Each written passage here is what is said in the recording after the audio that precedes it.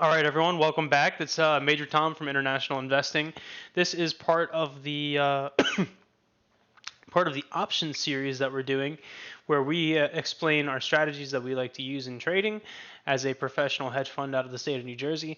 And we also are going to talk about options contracts, how they work, how we use spreads, and how we hunt for spreads, how we trade spreads, and how we manage our portfolio when we are using spreads. So if this interests you and you want to trade like a professional hedge fund, stay tuned through all parts of the series, and you'll learn all of our strategies and how we use them.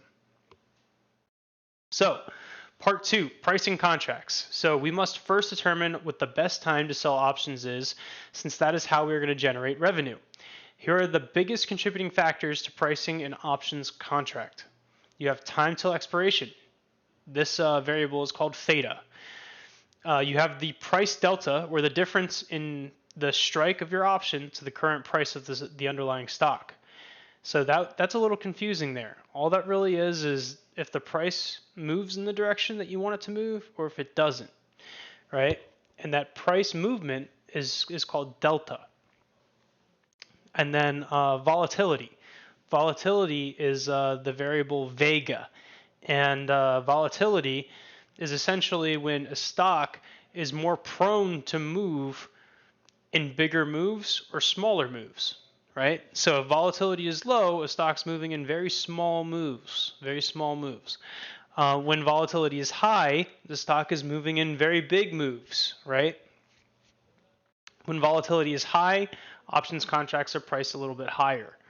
So we're going to move into how pricing of contracts affects trading. So we'll start with theta, or time. Take a look at this chart right here. Notice something about the 120 to 90 days.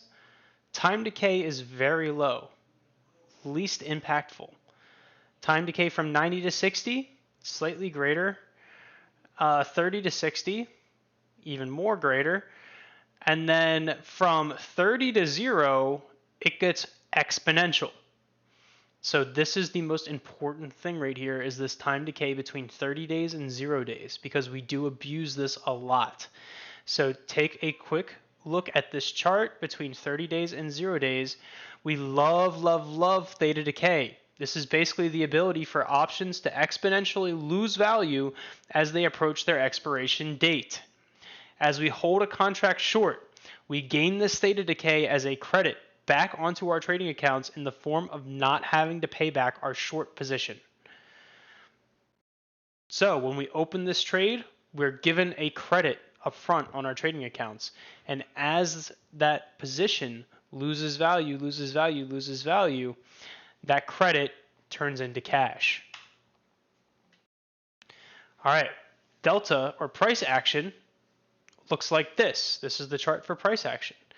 So let's say we open a put right here at $25.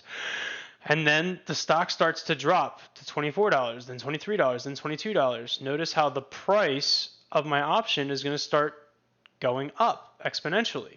Same thing if the price starts to go in the opposite direction and I have a put. My put starts to become more and more worthless.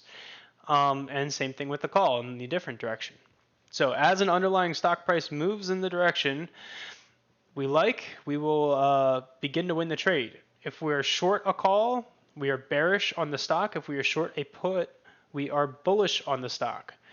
The underlying can move into the direction we choose before expiration, allowing us to close the trade early and open a new one. This is huge if you can pick which direction, or if you can determine which direction the stock is going to go when you open your spread. It's going to allow you to close that spread early, because as it moves in that direction, like for example, if we're shorting a call while the stock is $25 and the stock starts to go in the downward direction, that contract is going to become worthless before expiration, which allows us to close the contract for close to no money, because we're going to have to buy it back to close the contract out. like let's say the intrinsic value of the contract goes all the way down to like $5, $10, we can just pay $5, $10, close out the contract, and then open a whole new spread and get another $140 credit onto our account before expiration and free up all that margin that we had in our account that was locked up. You know, it's not worth locking up $100 to make $5 over 2 weeks. Just pay the $5, close the contract, free up that $200 plus the credit that we made. So now it's like $250, and then we can go put it on a completely separate spread. And that kind of just gives you an idea of where I'm getting at with this delta price action. Vega is volatility, and this one plays a big factor. So volatility causes options to be priced higher. As volatility rises, so does the value of the option. If we sell an option when volatility is high, we can benefit from the volatility falling off, and this is called Vega decay. So essentially, as time passes, you'll see the Vega curve start to come down, and that means the price of the contract will also move in your favor and lose value.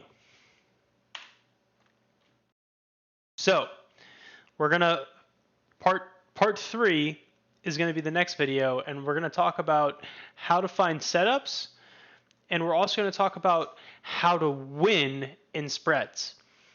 Now we kind of determined what all the variables are and sort of how they play into pricing options contracts. Now we're going to find out how do we abuse those variables and how do we hunt those variables down to find setups and make good trades. So that's going to be in the next video, part 3. Thanks for tuning in.